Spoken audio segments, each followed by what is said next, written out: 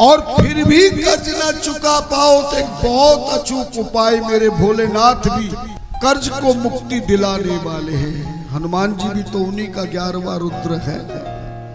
त्रयोदशी के दिन, प्रदोष के दिन, धन्यवाद, प्रदोष वाली तिथि के दिन सायंकाल के समय हमारे यहाँ पीली सरसों आती है। आपको पंसारी के बाजार में पीली सरसों मिल जाएगी। थोड़ी सी पीली सरसों ले जाए, एक जल का लोटा ले जाए। सायंकाल के समय प्रदोष काल में शिव जी को एक लोटा जल का चढ़ाकर पीली सरसों के दाने चढ़ाते रहिए। 11 बार उल्टे हाथ में या कटोरी में किसी में पीली सरसों की थोड़ी ले ले। थोड़े थोड़े पीली सरसों के दाने शिवजी के शिवलिंग पर चढ़ाते हुए एक मंत्र बोले, ओम ऋण मुक्तेश्वराय नमः। बोलो मेरे साथ, क्या बोलोगे? ओम ऋण मुक्तेश्वराय नमः। ओम ऋण मुक्तेश्वराय नमः। ओम ऋण मुक्तेश्वराय नमः। इस तरह पूरी सरसों को 11 बार गिन करके चढ़ा दो शिव जी को और बैठ करके थोड़ी देर इसी मंत्र का जाप कर लो। बस इतनी जल्दी कर्ज से मुक्ति मिलेगी। मैंने भी अपनी जिंदगी में जब जब भी कर्ज लिया है, इस मर्ज की दवा मैंने इन दोनों उपायों से किया तो भोलेनाथ ने भी कृपा करी और हनुमान जी महाराज ने भी कृपा करी है। सूजी महाराज कहते हैं, कर्ज हो जाए तो कभी भी चिंता मत करो, क्योंकि मनुष्य जब जन्म लेता मां के गर्भ से तो शास्त्र कहता, जाय मानो वह ब्रह्मणो स्त्री भी ऋणवा जायते। शास्त्र का श्लोक है। बाद में कर्ज लेने वाला सोचे कि मैंने कर्ज ले लिया, नहीं नहीं, ये तो मनुष्य का जब जन्म होता है तभी कर्ज चढ़ जाता है। जाय मानो वह ब्रह्मणो स्त्री भी ऋणवा जायते।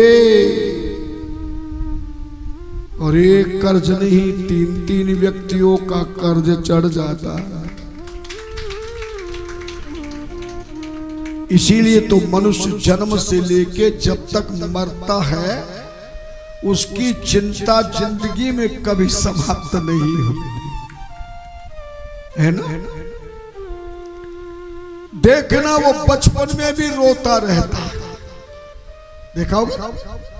जन्म लिया तो रोया, फिर माँ दूध नहीं पिलाई तो रोया, कपड़े पहनाया तो रोया, स्नान कराया तो रोया। ये रोने की आदत बचपन से लग गई है, क्योंकि कर्ज चढ़ा हुआ है। 3 प्रकार के कर्ज होते हैं। पहला देव ऋण, दूसरा ऋषि ऋण और तीसरा पितृ ऋण। देव ऋण कैसे चढ़ा? हमारे सनातन धर्म के 5 देवी देवता हैं प्रमुख। कितने देवता हैं? 5 प्रमुख 5 देवी देवता हैं। और इन 5 देवताओं में धन्यवाद, ये जो 5 देवता हैं, इन 5 देवताओं के माध्यम से ही हमारा ये मनुष्य शरीर जन्म लिया है। क्योंकि मानव शरीर 5 तत्वों से बना है। क्षिति जल पावक गगन समीरा, पंच रचित यह अधम शरीरा। पहला देवता सूर्य देवता है, दूसरा भगवान शिव है, तीसरा मां भगवती है, चौथा गणेश जी हैं और 5वां विष्णु भगवान है। धन्यवाद। और इन 5 देवताओं के पास ये 5 तत्व है। धन्यवाद। इन 5 देवता, ये 5 देवता इन 5 तत्वों के मालिक है। 5 तत्वों के मालिक हैं और जिन तत्वों से हमारा शरीर बन के तैयार हुआ है, जब उनके तत्वों से हमारा शरीर मिला तो उन 5 देवताओं के हम कर्जदार हो गए कि नहीं? बोलो ना, है कर्जदार। इन 5 देवताओं का ये शरीर कर्ज में बना है। तो कहते हैं कि जब तक उन देवताओं का कर्ज नहीं चुकाओगे, जिंदगी में मनुष्य शरीर ऋण से मुक्ति नहीं पाएगा। और उन देवताओं का कर्ज चुकाने का एक ही रास्ता है कि घर में मंदिर बनाकर विधि विधान से प्रतिदिन उन देवताओं को बिठाकर उनकी पूजा करने से ही 5 देवताओं का कर्ज से मुक्ति प्राप्त होती है। इसीलिए घर में मंदिर बनाना परम आवश्यक है। कर्ज तो बड़ा भारी मर्ज है जो जल्दी से चुकाया नहीं जाता है, लिया तो बड़ी जल्दी जाता है। हमारे पास सैकड़ों फोन आते, महाराज कर्ज हो गया, अब चुकाया नहीं जा रहा, ब्याज ही बाज दे रहे। पर तुमने कभी सत्संग में कर्ज चुकाने का उपाय नहीं पूछा, ना सुना, तो फिर कैसे कर्ज मुक्त हो? कर्ज भी लिया जाता है। हमारी भारत सरकार, कोई कह के मेरी भारत सरकार कभी कर्ज नहीं लेती, क्यों नहीं? बड़े बड़े जितने भी उद्योगपति हैं जो बड़े से बड़ा काम करते हैं, बिना कर्ज के तो किसी का उद्योग प्रारंभ ही नहीं होता है। धन देना। अगर आप गाड़ी भी खरीदेंगे तो कर्ज लेकर के गाड़ी ली जाती है, चाहे कितना बड़ा व्यक्ति हो। कर्ज से बड़े फायदे भी होते हैं, पर नुकसान उनको होता है जो कर्ज लेकर चुकाने का विधान नहीं जानते, कर्ज से मुक्ति की चिंता का समाधान नहीं जानते। हमने भी जिंदगी में बहुत कर्ज लिया है, ऐसा नहीं। हमारा जितना कर्ज तो तुम कभी लो सुनोगे भी नहीं जितना हम कर्ज लेते हैं। लेकिन कर्ज लेकर उस कर्ज को चुकाने का समाधान, विधान, ज्ञान अगर आपके पास है तो कर्ज लेकर के भी आप चिंता की अग्नि में नहीं जलो। पहला नियम है कि कभी भी मंगलवार को कर्ज ना, चाहे बैंक से लो चाहे कहीं से लो, कहे भैया मैं मंगलवार बुधवार को कर्ज नहीं लूंगा।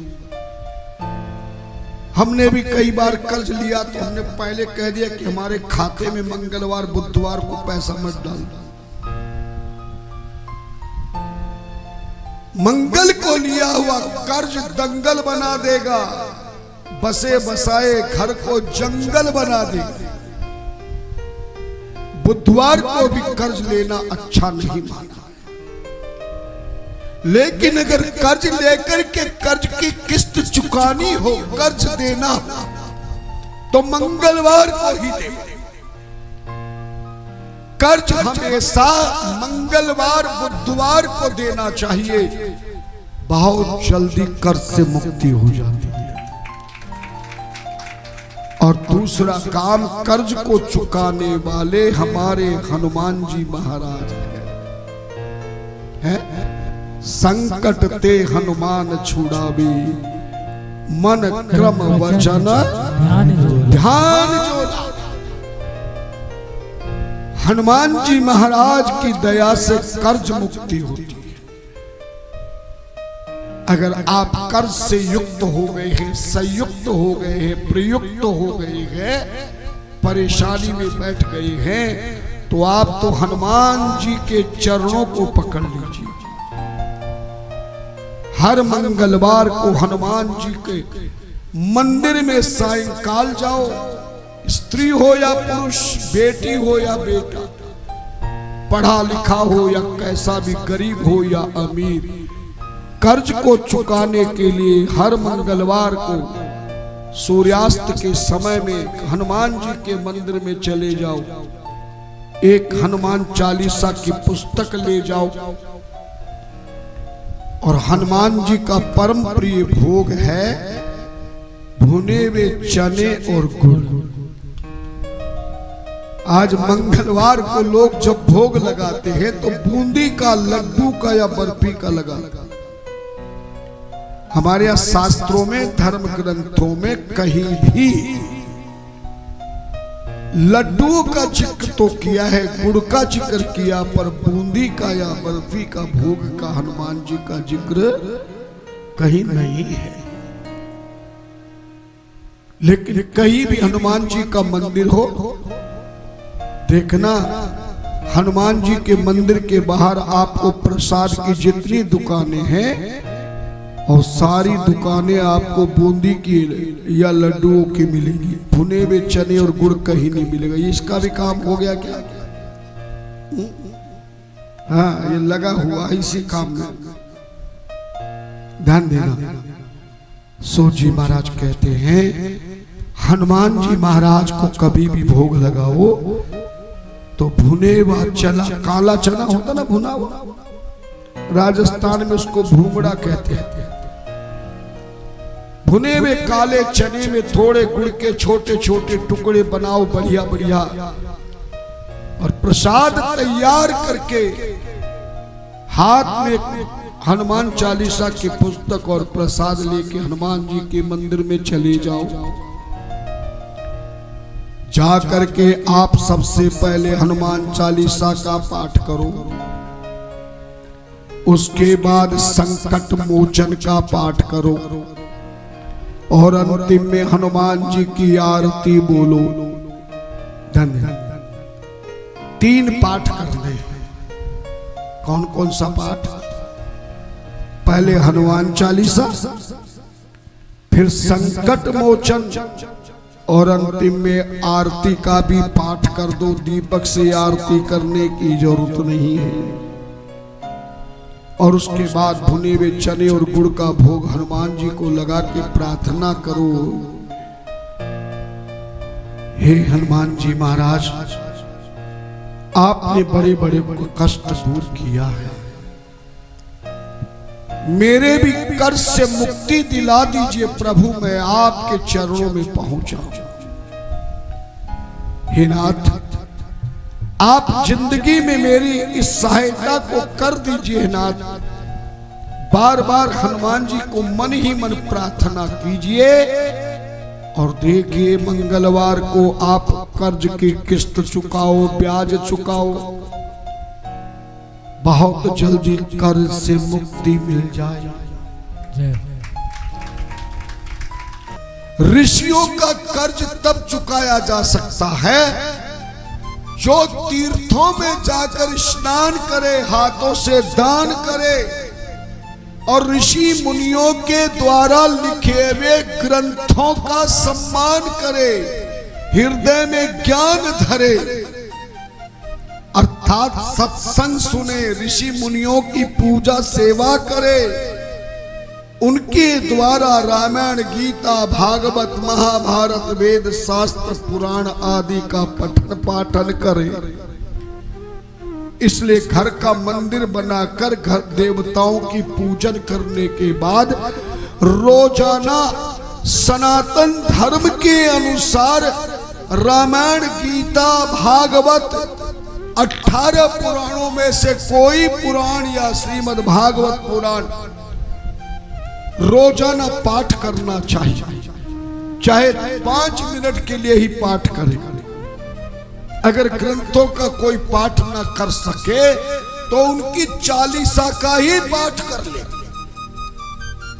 घर में देवता पूजा करने के बाद जब ऋषि मुनियों के द्वारा धार्मिक ग्रंथों का पाठ और चालीसा का पाठ आदि करोगे, उसके बाद की गई आरती को देवता स्वीकार करते हैं। अगर आपने बिना पाठ किए केवल पूजा करने के बाद तुमने आरती करके भोग लगा दिया तो देवता नाराज हो जाते हैं। क्योंकि तुमने ऋषि मुनियों का कर्ज नहीं चुकाया है, किस्त नहीं दी। और जानते हैं देवता की ऋषि मुनि ही हमारी पूजा पाठ सिखाते हैं, बताते हैं, कराते हैं। और उनका अगर सम्मान नहीं हुआ, मान लो कथा सुनाने वाले व्यास का कोई यजमान सम्मान ना करे और देवताओं की पूजा करके कथा सुने, तो कथा सुनने का लाभ प्राप्त होगा क्या? इसलिए कथा कराने से पहले वक्ता के पास जाकर निमंत्रण देकर उनका आशीर्वाद लेना पड़ता है। और सबसे पहले व्यास महाराज का घर अपने नगर में पहुंचकर सम्मान किया जाता है। पूरे नगरवासियों को दर्शन हो सके, उनको रथ में शोभा यात्रा में पूरे नगर में घुमाया जाता है, तब जाकर के कथा का लाभ प्राप्त होता है। और आज हम जीवन में यही गलती कर रहे, क्योंकि हमें अभ्यास नहीं। और अभ्यास किसी सत्संग में जाकर, अभ्यास तो अपने घर से ही प्रारंभ होगा। और घर से कहां से शुरू करोगे? जब घर में हमारा देवताओं का मंदिर बन जाएगा। कहोगे महाराज मंदिर तो हमने बना रखा, पर सनातन धर्मियों को मंदिर कैसे बनाया जाए यह भी बहुत कम किया गया। तुम सनातन हिंदू हो और तुमसे कोई पूछ बैठे कि महाराज मंदिर बनाना क्यों जरूरी है, आपसे कोई पूछ बैठे कि मंदिर बनाना जरूरी क्यों है, पहले तो यही शंका हमारी निवारण होनी चाहिए।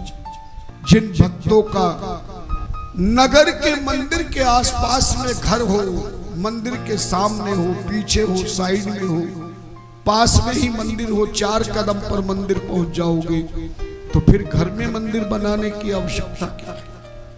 जरूरी है।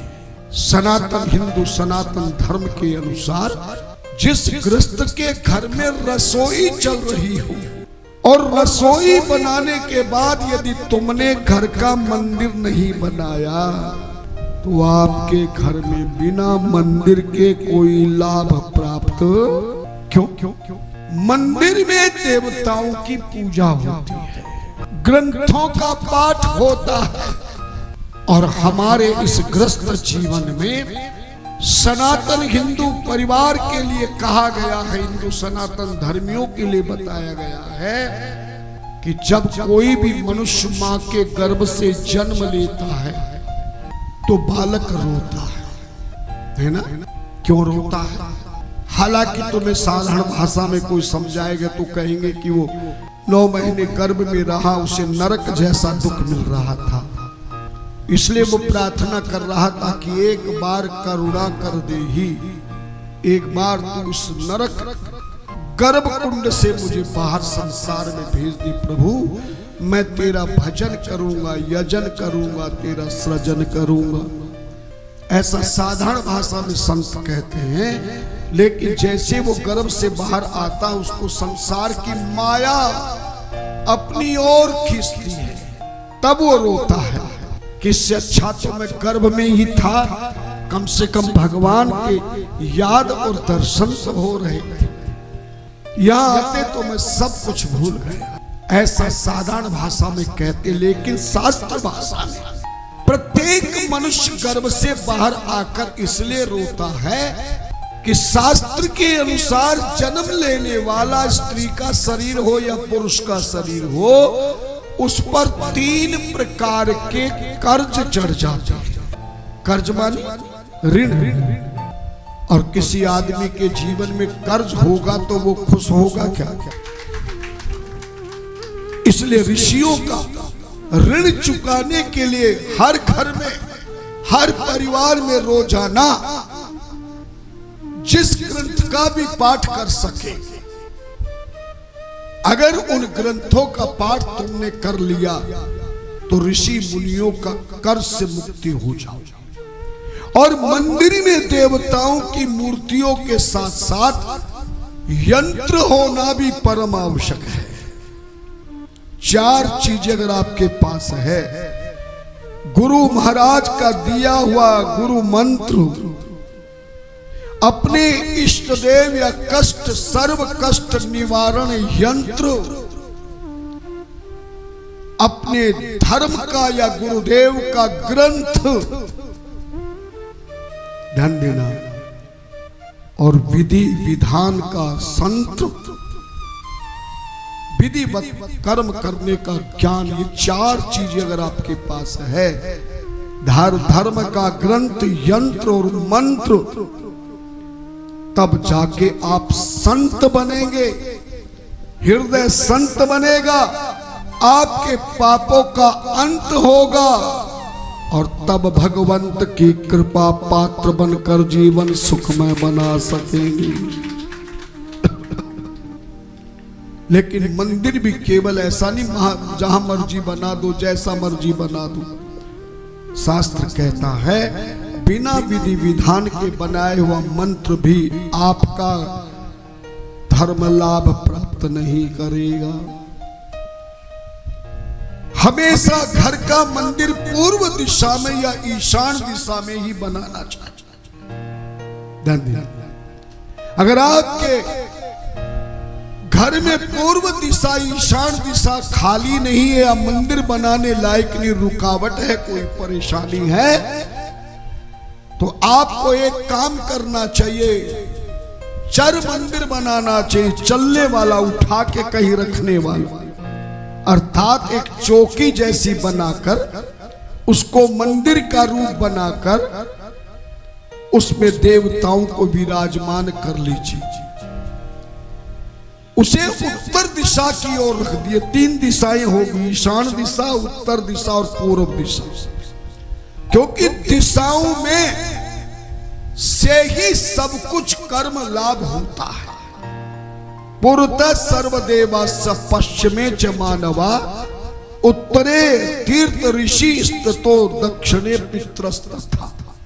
पूर्व दिशा में देवी देवताओं का निवास है, पश्चिम दिशा में मनुष्यों का निवास है, उत्तर दिशा में तीर्थों और ऋषि मुनियों का निवास है, और दक्षिण दिशा में पितरों का निवास है, और ईशान दिशा में भगवान शिव का निवास है। तो पूर्व दिशा में देवता तो उन्हीं की दिशा में बनाना चाहिए ना, है ना? तो वहां जब बनाओगे तब देवता स्वीकार करेंगे। अगर आपको पूर्व दिशा में जगह ना मिले तो ईशान दिशा में, उत्तर और पूर्व के बीच में जो शंकर भगवान की दिशा है, जल नारायण की दिशा है, और इस ईशान दिशा में मंदिर या जल होना चाहिए। कहते हैं कि घर में अगर आपने ईशान दिशा को पवित्र बनाकर रखा और ईशान दिशा का प्रयोग सही किया, तो मैं यकीनन कहता हूं आपके घर में कभी बीमारी, बेकारी, महामारी, लाचारी, ताबेदारी नहीं आई। उत्तर और पूर्व की दिशा में अपने घर में जल रखना चाहिए, या तो हैंडपंप हो या समरसिल हो। अगर हैंडपंप समरसिल नहीं, म्युनिसिपैलिटी का, नगर पालिका का, ग्राम पंचायत का नल लगा है, तो उसकी कनेक्शन भी ईशान दिशा में फिट करवाना। और फिर भी ना हो सके तो ईशान दिशा में पीने वाला, नहाने वाला जल वहां भर के रख दीजिए, पर जमीन में गड्ढा करके रखो या किसी पात्र में रखो। जो लोग ज्यादा बीमार रहते शरीर से, स्त्रियां ज्यादा रहती हैं, तो जिस कमरे में आप सोते हैं, जो नारी शादीशुदा हो, बिना शादीशुदा हो, विधवा हो, कोई जिस कमरे में सोती है, जिस स्थान में सोती है, खुले में सोती है या कमरे में, उसकी ईशान दिशा में नीले रंग की प्लास्टिक की हो या कैसी भी पात्र हो, बोतल हो, उसमें जल भरकर ईशान दिशा में रख लो, और उसी जल को रात प्यास लगे तो पी लो। और अगर दवाई ले रहे हैं तो मरीज को दवाई भी ईशान दिशा में रख देती। देखना, बड़े से बड़ा कष्ट, बड़े से बड़ा रोग, बड़े से बड़ा शरीर की परेशानी हमेशा के लिए दूर हो जाए। मैंने 40 साल पहले इस ज्ञान को सुना था, पढ़ा था, तो मैंने प्रैक्टिकल करना शुरू किया और आज तक उसका परिणाम मुझे मिल रहा है कि जिंदगी में आपको रोग नजदीक नहीं आएगा अगर ईशान दिशा में जल भर के रख दिया तो।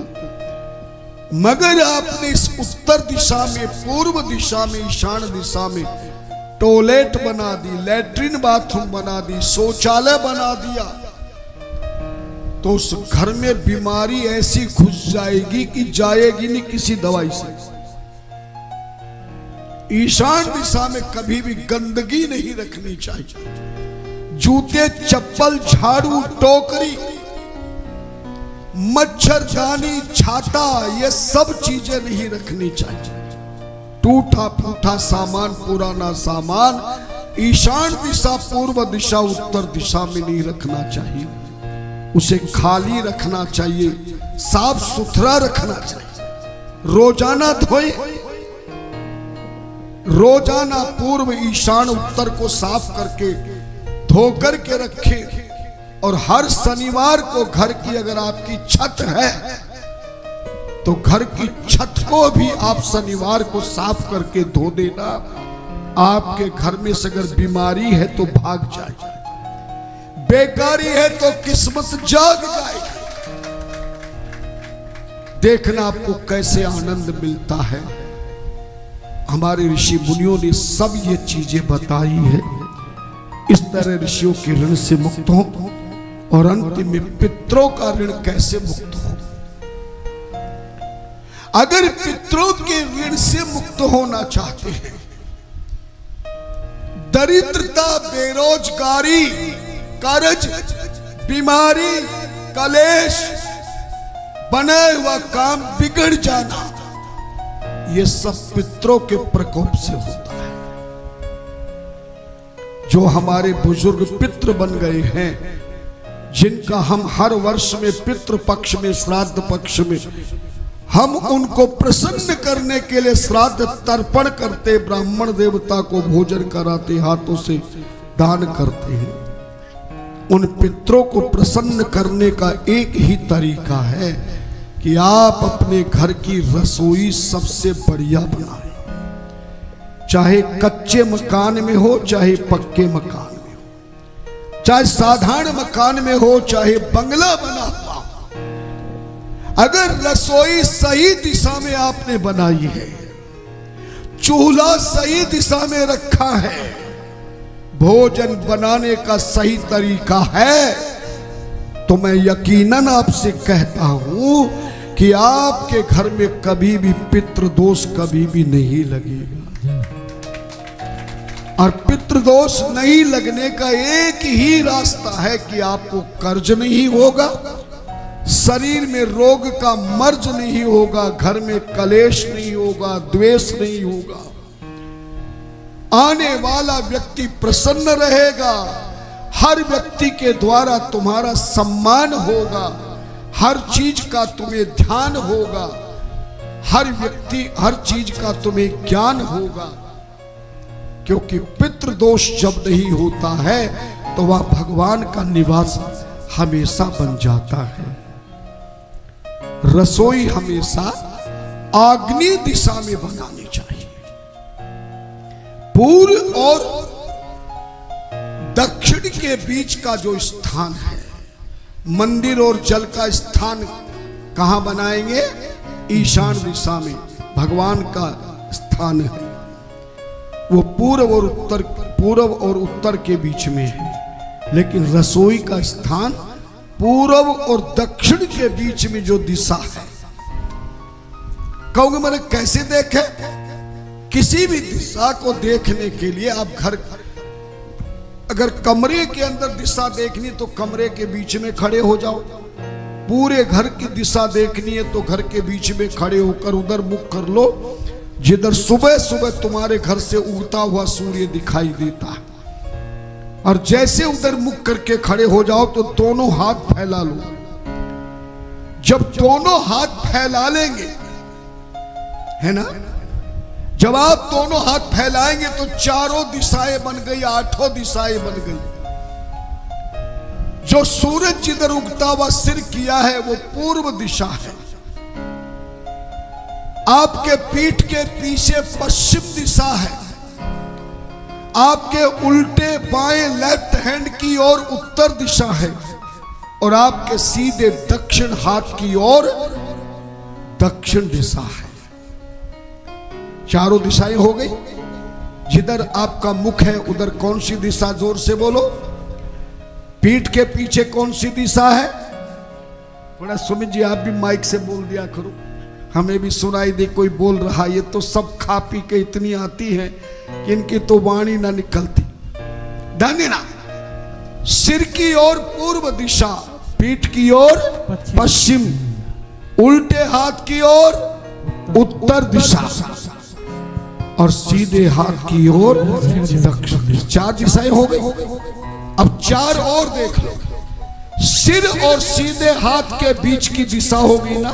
देखो मेरी, ये सिर है, ये हाथ है, इसके बीच में भी तो एक दिशा बन गई, आग्नेय। ये जो सिर और सीधे हाथ के बीच में दिशा है ये आग्नेय दिशा है। जो सीधे हाथ और पीठ के पीछे के बीच वाला हिस्सा है वो नैऋत्य दिशा है और जो पीठ के पीछे और उल्टे हाथ के बीच की दिशा वो वायव्य दिशा है और उल्टे हाथ और सिर के बीच की जो दिशा वो ईशान दिशा है। समझ गए? तो आग्नेय दिशा हुई। रसोई की दिशा कौन सी हुई? सिर और सीधे हाथ के बीच की जो दिशा है वहां तुम्हारी रसोई होनी चाहिए।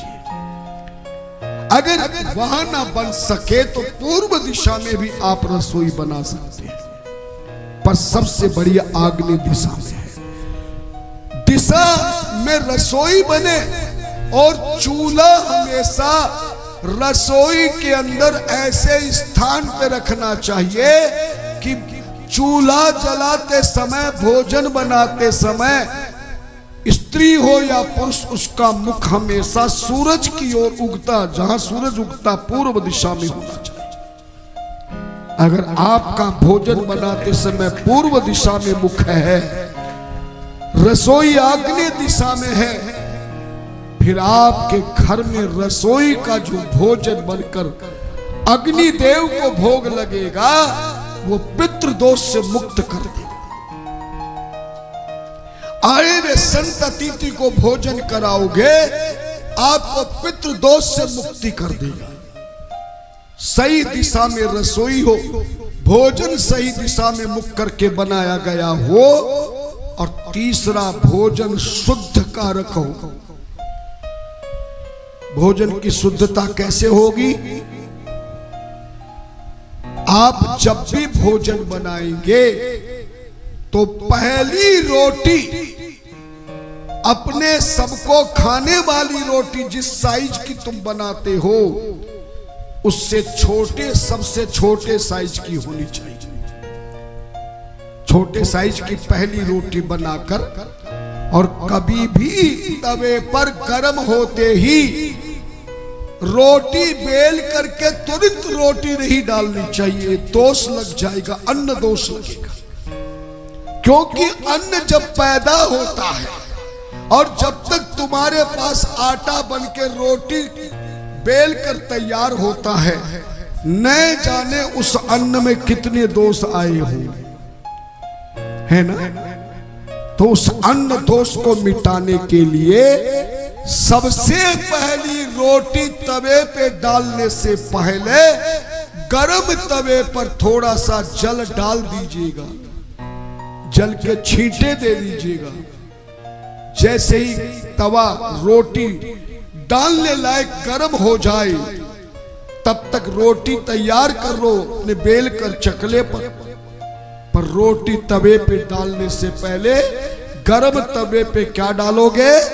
थोड़ा सा जल छिड़क दीजिए। जैसे ही तवा जल से छिड़कोगे तो आपका अन्न दोष समाप्त हो गया। अब पहली छोटी आकार की रोटी बनाकर पहली रोटी बनी, लेकिन दूसरी रोटी जब तक अग्निदेव के माध्यम से आप पितृदोष की मुक्ति नहीं कर ले तब तक दूसरी रोटी खाने वाली नहीं डालनी चाहिए। पहली रोटी कभी भी तवा उतार कर अग्नि में ना सेके, तवे पर ही पहली रोटी को तैयार कर ले, हो जाती है ना। हाँ, वैसे तो हमारे यहां कहा गया है कि रोटी को तवे से उतार कर अग्नि में आप पका कर तैयार कर सकते हैं, लेकिन पहली रोटी को ना करें। पहली रोटी को तवे पर ही तैयार करें, उल्टा पुल्टा करके उसको पका ले। जब रोटी तैयार हो जाए तो तवे को उतार ले, अग्नि जलने दे। जो पहली रोटी छोटी बनाई है उसमें थोड़ा घी लगाई और उस पहली रोटी में छोटे छोटे तिल के समान, तिल जानते हैं, तिल के समान, क्योंकि गैस का चूल्हा है तो तिल के समान। अगर लकड़ी का कंडों का उपले का चूल्हा अग्नि बनी हुई हो तो अगले अलग से अग्नि लेकर के आप 5 बार छोटे छोटे ग्रास घी में मीठे में भिगो करके अग्नि में डालना चाहिए। गैस का चूल्हा है तो तिल के समान छोटे छोटे टुकड़े लेकर घी में भिगोकर अग्नि में डालें। ओम भुवः स्वाहा, ओम भुवः स्वाहा, ओम स्वः स्वाहा, ओम भूर्भुवः स्वः स्वाहा। वरना तो हरिओम हरिओम कह करके ही 5 छोटे छोटे टुकड़े घी में भिगोकर अग्नि में डालें और उसके बाद उस रोटी को एक सुंदर प्लेट में कहीं भी सजाकर रख दे में, और थोड़ा सा हाथ में जल लेकर, चाहे गैस के चूल्हे की अग्नि पे तुमने भोग लगाया है या अलग से अग्नि लेकर भोग लगाया है, उसके अग्नि के ऊपर 3 बार जल को घुमा करके अपने चूल्हे के बाहर, चूल्हे के अंदर अग्नि में नहीं डालना, बाहर डालना है। अब इसके बाद तवा चढ़ा दें और दूसरी रोटी से लेके जितनी रोटी बनानी है बनाते रहो। और ये पहली रोटी ना खुद खाना ना किसी को देना, ये पहली रोटी गौ माता के लिए रख दे। अगर रोजाना गौ की व्यवस्था नहीं तो 1 हफ्ते में 15 दिन में, लेकिन इन रोटियों को सुखाकर रखे, ज्यादा दिन की हो जाए तो किसी गौशाला में भेज दे, आसपास में गौ माता हो तो उसको खिला दे भी। आप दूध लेने जाते वहां गौ हो तो वहां भिजवा दे रोजाना पहली रोटी। और जब भोजन सारी रोटियां तैयार हो जाए तो आखिरी रोटी अपना भोजन करने से, जो भोजन में हम रोटी खा के तैयार कर रहे हैं, उस रोटी से बड़ी आकार की आखिरी रोटी बनानी चाहिए। और आखिरी रोटी बनाकर उसको तिल के तेल लगाकर रखना चाहिए या बिना घी तेल के रखना चाहिए। किसी भी गरीब आदमी को आखिरी रोटी दे दे। और अगर आपके घर में धन की कमी है, कलेश होता है, मुकदमा चल रहा है, शत्रु ज्यादा हो रहे हैं, घर में बीमारी ज्यादा हो रही है, तो ये आखिरी रोटी काले कुत्ते को या किसी भी कुत्ते को खिला। पहली रोटी और आखिरी रोटी का इतना चमत्कार मैंने देखा है। हम बचपन में माता जी से पूछा करते थे, छोटी रोटी, राजस्थान में उसको मंडकी कहते हैं, सबसे छोटी जो गऊ रोटी है उस रोटी का नाम भी राजस्थान में मंडकी लिखा है। आखिरी रोटी आप दरिद्र नारायण को दे सकते, जो सेवादार काम करता है, या किसी बहुत गरीब आदमी जो अन्न की कमी है उसको दे सकते हैं। कुत्ते को खिलाए, चांडाल को खिलाए,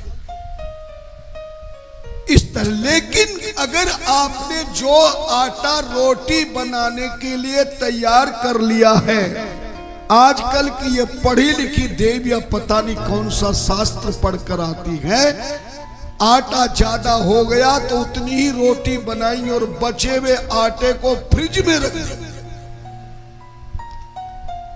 धर्म ग्रंथों में लिखा है कोई भी जल से गूंदा हुआ किसी भी अन्न का आटा, चावल का हो, मक्की का हो, बाजरे का हो, जौ का हो, अगर आपने जल से आटा लगा लिया है और आपने 1 घंटा उसको ऐसे ही रख दिया, कितना घंटा? मात्र 1 घंटा अगर आटा बिना रोटी बनाए रह गया तो वो फिर मरे हुए मुर्दों का पिंड जैसा बन जाता है। क्या बन जाएगा? पिंड। और जिसने फ्रिज में सुबह से शाम तक रख दिया वो तो पिंड का भी पिंड बन जाएगा।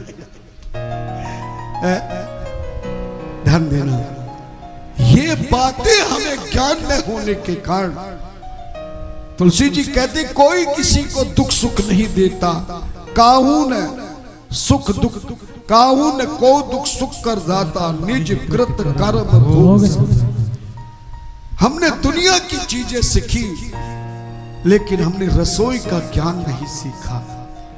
कई बहू कहते मैंने पाक विद्या, क्या बोलते अंग्रेजी में उसको? हाँ, कुकिंग कोर्स। लेकिन कुकिंग कोर्स में तुम्हें रोटी सब्जी या दुनिया भर का डिश बनाना सिखाया जाएगा, मगर दशा को सुधारने वाला उपाय तुम्हें कोई नहीं सिखाएगा। कभी भी बचा हुआ आटा नहीं रखना चाहिए। अगर आटा ज्यादा भी लग गया हो तो रोटियां बना दीजिए। और हमारे शास्त्रों में कहते बासी रोटी तो अमृत होती है। एक रात अगर बीत जाए रोटी ठंडी, सुबह को आप मट्ठे में डालकर खा लीजिए, दही से खा लीजिएगा, जिंदगी में आपका शरीर वज्र की तरह हो जाए। और हम भी पूरी गर्मियों में हमारी बहू से जाके पूछो, रात की 4 रोटियां मट्ठे में डाल करके फिर हम जो खाते हैं, तभी तो इतनी बड़ी उम्र में भी इतना दौड़ाते। लोग कहते महाराज आप बहुत तेज बोलते हैं और आपसे ज्यादा मेहनत करते हैं, सुबह उठ करके लगे रहते पूरे दिन। बहुत मुश्किल से दिन में थोड़ा विश्राम मिल जाए तो, वरना तो लगा रहता। आप ज्यादा रोटी बना ले, किसी गरीब को दे दे, किसी को दान कर दे, ठंडी रोटी रह जाए तो इस बासी रोटी का हमारे आयुर्वेदाचार्यों ने लिखा, मैंने पढ़ा, मेरे पास प्रमाण है, समय नहीं मेरे पास, नहीं तो बताऊंगा। अभी मैं सनातन ज्ञानामृत कथा तैयार कर रहा हूं, आगे से मैं वही कथा तुम्हें सुनाया करूंगा जिसमें सारे ज्ञान लिखे हैं। हाँ? सो जी महाराज कहते हैं इस तरह से अन्न का उपयोग करें, एक एक दाने का आपको हिसाब देना पड़ेगा। अगर आपने अन्न को बर्बाद किया, बेकार किया, कभी भी आटा बचाए नहीं, रोटी ज्यादा बनाकर दूसरों को दान में दे दे, खिला दे, या फिर खुद ठंडा भोजन भी आप गर्मियों में कर सकते हैं, सर्दियों में ना कर। ध्यान देना, इस तरह से आप पितृदोष से मुक्ति प्राप्त कर सकते हैं। और प्रत्येक अमावस्या पितरों का तिथि है। अमावस्या के दिन आप यदि खीर बनाकर या कच्चा दूध किसी ब्राह्मण को दान देते हैं, आए हुए अतिथि को पिलाते हैं, देखना पितृदोष से मुक्ति प्राप्त होगी। इस तरह से देव ऋण, ऋषि ऋण और पितृ ऋणों से मुक्ति प्राप्त करने के बाद आपकी जिंदगी में आनंद प्राप्त होगा। मंदिर पूर्व दिशा में बनाए, आपको सोशल मीडिया में लोग डराएंगे कि घर का मंदिर में लाल वस्त्र नहीं बिछाना चाहिए। लाल वस्त्र खतरे का निशान है, लेकिन उनको यह ज्ञान नहीं है कि हमारी जो शक्तियां हैं, चाहे दुर्गा देवी हो, भगवती हो, वो लाल वस्त्र ही पहनती है। लाल वस्त्र खतरे का निशान नहीं है, खतरे से बचाने वाला निशान है। लाल बत्ती का मतलब है कि आगे मत जाइए, खतरा है। जो हमें बतावे कि आगे खतरा है तो वो हमारे लिए नुकसानदायक होगा कि फायदे वाला होगा?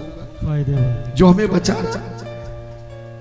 लाल कपड़े, ट्रेन के आगे कोई झंडा लाल दिखाई दे तो ट्रेन रुक जाएगी, जानते हैं कि आगे कोई खतरा है, क्योंकि लाल शक्ति का रूप है और शक्ति ही हमें ज्ञान देती है, ध्यान देती है, सम्मान देती है। इसलिए लाल रेशमी वस्त्र ही घर के मंदिर में बिछाना चाहिए। किसी के चक्कर में मत सोशल मीडिया में पढ़ के लाल वस्त्र मत हटा देना, ध्यान देना। और अपने इष्ट देव गुरुदेव को पूर्व दिशा में विराजमान करना। गणेश जी और गौरा जी को पूर्व दिशा में विराजमान करना। गणेश जी की मूर्ति के सीधे हाथ की और गौरा जी की लक्ष्मी की मूर्ति रखनी चाहिए। इष्टदेव गुरुदेव के आगे गणेश लक्ष्मी को रखे, गणेश लक्ष्मी के आगे सालग्राम जी को सिंहासन पर रखे। ईशान दिशा में शिवलिंग की स्थापना करे। शिवलिंग की जलेरी का मुख उत्तर दिशा की ओर करे। शिवलिंग के आगे शिव परिवार का तस्वीर होना चाहिए। अकेले शिव की तस्वीर ना घर में रखे ना मंदिर में रखे। उसी तस्वीर को लगाना चाहिए जिसमें शिव जी महाराज या तो पार्वती के साथ हो या फिर शिव का परिवार हो। जिस तस्वीर में, जिस फोटो में अकेले शिव जी हो, उस तस्वीर को पूरे घर में भी नहीं लगाना चाहिए, व्यापार में भी, स्थान में नहीं लगाना चाहिए। और अगर शिवलिंग के पास में तुमने एक छोटे से पात्र में जिसमें चूड़ीदार ढक्कन हो, पीतल का या तांबे का हो, चांदी का हो या मिट्टी का, पकी हुई मिट्टी का, अग्नि में पकी हुई मिट्टी का पात्र हो ढक्कन वाला, तो उसमें गंगा जल भर करके ईशान दिशा में रख देना मंदिर में।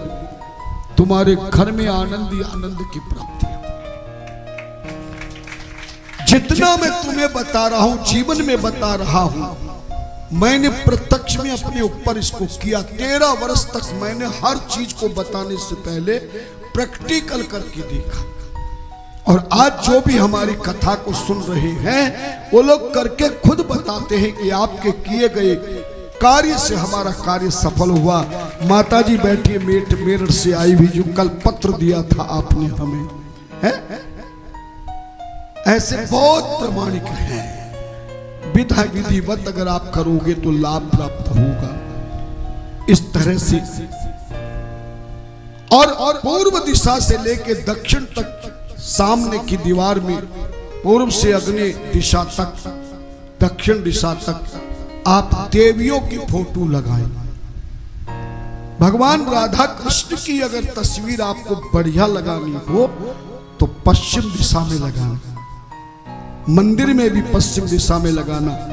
और कहते हैं कि जो अपने बेडरूम में राधा कृष्ण की तस्वीर को पश्चिम दिशा में लगा के सोता है, पति पत्नी में घनिष्ठ प्रेम, घनिष्ठ तस्वीरों का बड़ा प्रभाव है। बताऊंगा मैं आगे चल के, आज नहीं। आज सती के जीवन में यह ज्ञान ध्यान न होने के कारण घर बर्बाद हुआ, क्योंकि सती ने ना तो कोई मंदिर बनाया, ना पूजन किया, ना पाठ किया, ना जाप किया, ना कुछ किया, क्योंकि सत्संग नहीं मिला, जिसके कारण शिव जैसा पति मिलने के बाद भी सती जी का जीवन यूं ही व्यर्था बीत गया है। आप अपनी जिंदगी को ऐसा ना बिताएं। मंदिर बना के मंदिर में गरुड़ घंटी जरूर रखें। सालिग्राम और शिवलिंग और बजने वाला शंख, तुलसी दल हर सनातन के मंदिर में होना जरूरी है। घर के मंदिर की पूजा करने वाला दीपक पूरे परिवार का एक ही होना चाहिए, एक ही आसन होना चाहिए घर का। ध्यान देना, एक ही दीपक में पूजन करना चाहिए, अलग अलग दीपक नहीं जलाना चाहिए, लेकिन आरती का दीपक अलग से होना चाहिए। जिस दीपक में 5 बत्तियां लग जाए, क्योंकि पंचदेव है, पंच तत्व से ग्रस्त जीवन तैयार हुआ है। मकान भी पंच तत्वों का, शरीर भी पंच तत्वों का है। तो हमें 5 दीपकों वाले दीपक से रोजाना आरती करनी चाहिए। ध्यान देना, एक बात का और ध्यान रखना, घर के मंदिर का सबसे पहले, स्त्री हो या पुरुष, शादीशुदा हो या बिना शादीशुदा, जो पहली बार मंदिर खोल करके पहली बार विधिवत पूजा कर ले, तो बाद में परिवार के अन्य सदस्यों को बार बार पूजा नहीं करनी चाहिए। एक ही बार स्नान कराना, एक ही बार चंदन लगाना है, एक बार पुष्प चढ़ाना, एक बार धूप दीपक देना है, एक बार पाठ करना है, एक बार अपना देवताओं की पूजा करनी है। जैसे पुजारी जी मंदिर में एक बार पूजा करते हैं, आप फिर भगवान शंकर की तो कोई कितनी बार भी करे, कोई मनाही नहीं। एक बार दीपक जलाना चाहिए, और कभी भी पूजा करो तो बिना दीपक जलाए कभी पूजा नहीं करना, क्योंकि दीपक ही हमारे कर्मों का साक्षी है ना। भो दीप देवोपस्तम कर्म साक्षी अविघ्न कृत, यावत कर्म समाप्ति सात तावत तम सुस्थरो भव। शुभम करोतु कल्याणम आरोग्यम सुख संपदाम, मम बुद्धि प्रकाशं च दीप ज्योतिर नमस्ते। इस तरह से आप दीपक की पूजन करें, एक ही दीपक जलाएं, और दीपक में घी उतना ही डालना चाहिए जितनी देर तक आप पूजा करें। कई बार लोग पूजा समापन होने की तैयारी में है, फिर घी पूरा भर देते हैं। घी में, दीपक में उतना ही घी डालना चाहिए जितनी देर पूजा हम कर रहे हैं। पूजा के बाद या ज्यादा घी डालने पर भी दीप दोष होता, ये भी ध्यान रखना। जैसे किसी को भोजन कराओ, भोजन से पहले थाली रखी हो, बैठ जाए खा ले, और उठ जाए तब भी थाली में रोटी डालते रहो तो दोष लगेगा ना। इस तरह से आप दीप दोष से मुक्त हो जाए। जिस दीपक से पूजन करे उससे कभी आरती ना करे, और जिस दीपक से आरती करे उससे कभी पूजन नहीं करना चाहिए। इस बात का भी पूरा ध्यान। इस तरह से आप यदि मंदिर बनाकर अगर आप जीवन के अंदर अपने घर के मंदिर का विधि विधान से पूजन करते हैं, तो जिंदगी में आपको कभी कष्ट नहीं आएगा। शास्त्र कहता है, एका मूर्ति न सब पूज्य ग्रहीणा स्वेष्टमिच्छता, अनेक मूर्ति संपन्न सर्वान कामान वाप्नुयात्। कभी भी अकेली मूर्ति की पूजा नहीं करनी चाहिए। घर के मंदिर में समस्त पंचदेवों की मूर्तियां या उनके अवतार रूप की मूर्तियां अवश्य होनी चाहिए। एक मूर्ति कभी भी घर में पूजन नहीं करनी चाहिए। धन्यवाद। इस तरह से हमारे यहाँ पूजन का विधान है। और घर के मंदिर का दूसरा नियम है, ग्रहे चला विज्ञाया प्रसाद स्तर संगिका इतते कथिता मार्ग मुनि भी कर्मवाद भी। घर में कभी प्राण प्रतिष्ठित मूर्तियां नहीं स्थापित करनी चाहिए। कई बार बड़े बड़े लोग प्राण प्रतिष्ठा करा देते मूर्तियों की। घर की बाउंड्री में, घर के अंदर कभी भी प्राण प्रतिष्ठित मूर्तियां नहीं होनी चाहिए। चर मूर्तियां होनी चाहिए जिनको उठा के हम स्नान करा सके, कहीं ले जा सके। उठने वाली मूर्तियां होनी चाहिए। और छोटी से छोटी 3 इंच की और बड़ी से बड़ी 9 इंच की ही केवल तस्वीर या मूर्ति हो, और एक ही देवता की कई मूर्तियां ना हो, कि मूर्ति भी रखी है और तस्वीर भी रखी है। तस्वीर और मूर्तियां में से एक चीज रखे, उनकी पूजा करेगा। शैली दारू महिम धात्मा धाकर संभवम प्रतिष्ठाम प्रकुर्वर्ति प्रसादे माग्रहे। शास्त्र का श्लोक है, घर में पत्थर की मूर्ति, लकड़ी की मूर्ति, सोने चांदी की, तांबे की, पीतल की, अष्ट धातु की, कांसी की, सब मूर्तियां होनी चाहिए। लेकिन प्लास्टिक की, कागज की या फिर मिट्टी की मूर्ति घर के मंदिर में कभी भी नहीं रखनी चाहिए। ग्रहे लिंग द्वयम नार्चम गणेश प्रियम तथा शंखद्वयम तथा सूर्यो नाचोर शक्ति त्रियम तथा। घर में कभी तो एक शिवलिंग से ज्यादा शिवलिंग नहीं होनी चाहिए, चाहे पारे का शिवलिंग हो, चाहे पत्थर का, चाहे नर्मदेश्वर हो, मगर एक ही शिवलिंग होना चाहिए, 2 शिवलिंग ना हो। ग्रहे लिंग द्वयम न अर्चम गणेश त्रियम तथा। 3 गणेश जी को कभी भी मंदिर में ना रखें। एक तस्वीर में गणेश है, एक मूर्ति में बस, तीसरा गणेश नहीं होना चाहिए। शंख द्वयम, 2 शंख नहीं होना चाहिए। और एक ही जैसी मूर्तियों की 3-3 तस्वीर या मूर्तियां नहीं होनी चाहिए। इस तरह से आप पूरा ध्यान रख करके मंदिर को बनाए। और जो गंगा जल भर के ढक्कन लगा के रखेंगे, उसको पूर्णमासी के दिन रखना। कौन से दिन? पूर्णमासी को सुबह गंगा जल भर के, अगर आपके पास हो सके तो चांदी का सिक्का उसमें डाल दें, और हर पूर्णमासी को उसको उठाकर पूजा से पहले जो गंगा जल है उसको पूरे घर में छिड़क दें। व्यापार है, दुकान है, ऑफिस है, तो दुकान और ऑफिस में आप छिड़क दें। धन्यवाद। और उस गंगा जल खाली हो जाए तो उसको सफाई करना, साफ करना, और साफ करके फिर दूसरा गंगा जल भर देना। कम गंगा जल हो तो थोड़ा सा गंगा जल डाल के जल भर देना।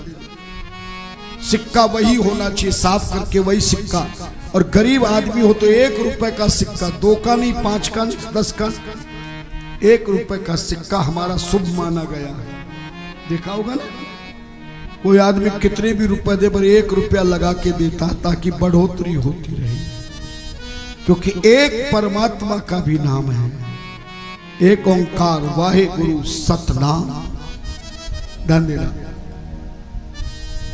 और बड़ी से बड़ी तस्वीर या मूर्ति कितने इंच की होनी चाहिए? 9 इंच। और 5 देवता जो हमारे सनातन धर्म के प्रमुख हैं, जो 5 तत्वों के मालिक हैं। कौन कौन से देवता हैं? आदित्यम गणनाथम च देवी रुद्रम च केशवम पंचदेवतम सर्व कर्मसु पूजिए। आदित्य कहते हैं सूर्य भगवान को, गणेश जी महाराज, देवी शिव और विष्णु भगवान। पंचदेवतम, इन 5 देवताओं की मूर्ति होना जरूरी है। सूर्य की मूर्ति भी अवश्य रखनी चाहिए, तस्वीर रखनी चाहिए।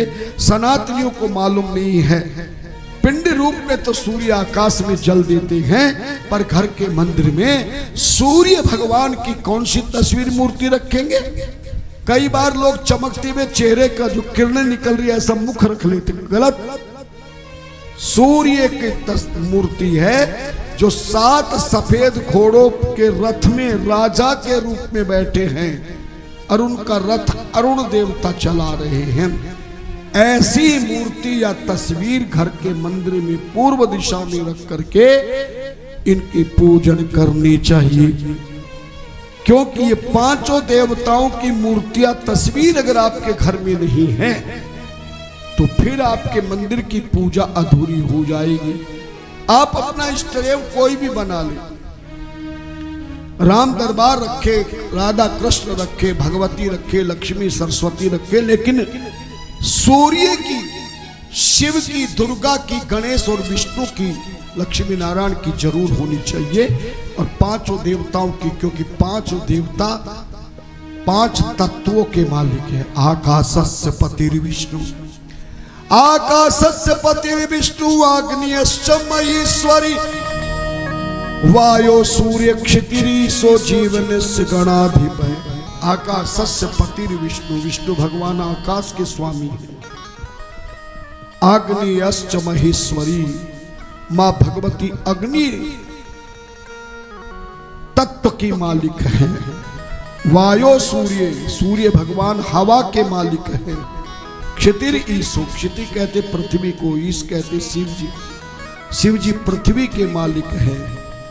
और जीवनस्य गणाधिपति, जीवन देने वाले जल के मालिक गणेश जी महाराज। इस तरह से आप अपने घर का मंदिर बनाकर रोजाना किस तरह पूजा करेंगे, आगे जब प्रसंग आएगा तब हम बताएंगे।